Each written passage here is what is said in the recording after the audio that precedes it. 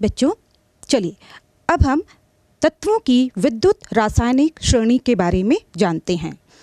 बच्चों, ये विद्युत रासायनिक श्रेणी तत्वों के मानक अपचयन विभव के बढ़ते क्रम में रखते हुए बनाई गई है।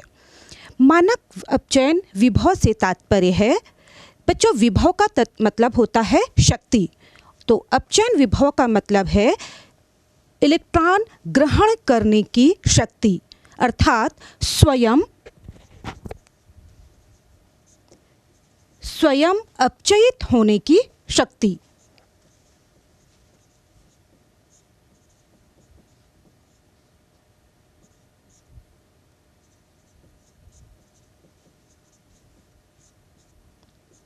इसका मतलब ये हुआ कि लिथियम से जब हम नीचे की ओर चलते हैं तो सबसे ज़्यादा जो अंत में आता है फ्लोरीन, इसकी स्वयं इलेक्ट्रॉन ग्रहण करके अपचयित होने की शक्ति सबसे ज़्यादा है, अर्थात यह प्रबल ऑक्सीकारक होगा।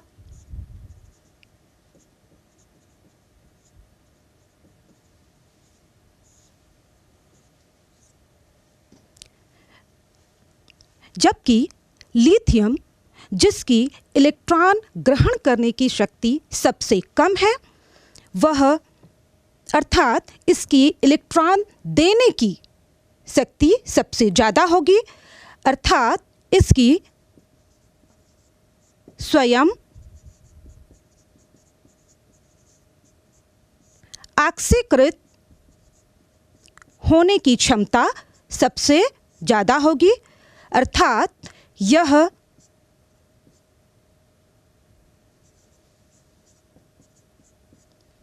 प्रबल अपचायक होगा।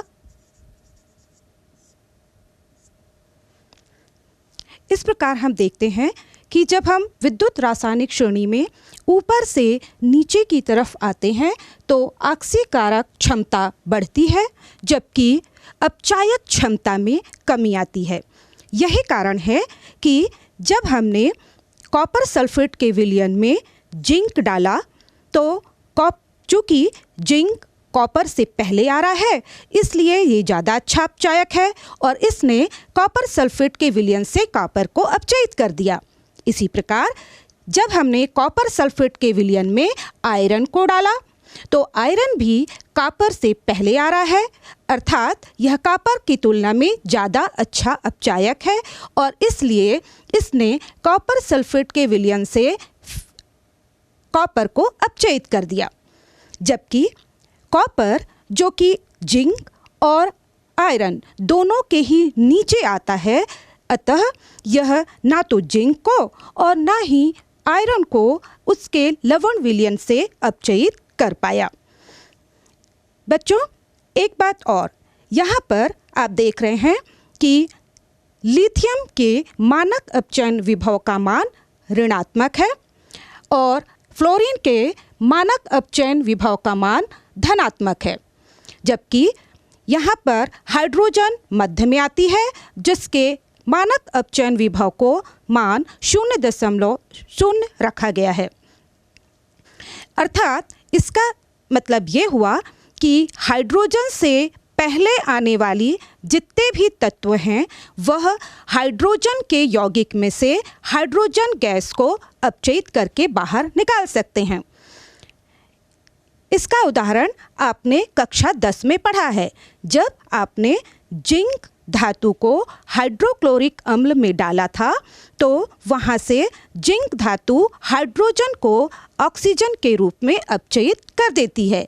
यह हमने हाइड्रोजन बनाने की प्रयोगशाला विधि में देखा था। बच्चों, ये विद्युत रासायनिक श्रेणी बहुत ही महत्वपूर्ण श्रेणी है।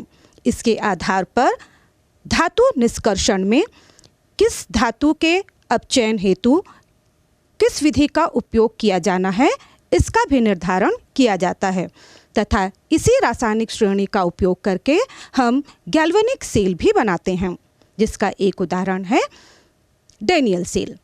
तो आइए हम डेनियल सेल की क्रियाविधि का एक वीडियो देखते हैं। डेनियल सेल बनाने के लिए हम बीकर में कॉपर सल्फेट का घोल तथा दूसरे बीकर में जिंक सल्फेट का घोल लेते हैं। अब जिंक सल्फेट के घोल में जिंक की छड़ तथा कॉपर सल्फेट के घोल में कॉपर की छड़ डाल देते हैं। अब जिंक तथा कॉपर की छड़ों, जिन्हें इलेक्ट्रोड कहा जाता है, को वोल्टामीटर तथा स्विच के प्रावधान द्वारा धातु की छड़ तार से जोड़ देते हैं। साथ ही दोनों विलयनों के घोल को लवण सेतु से जोड़ देते हैं।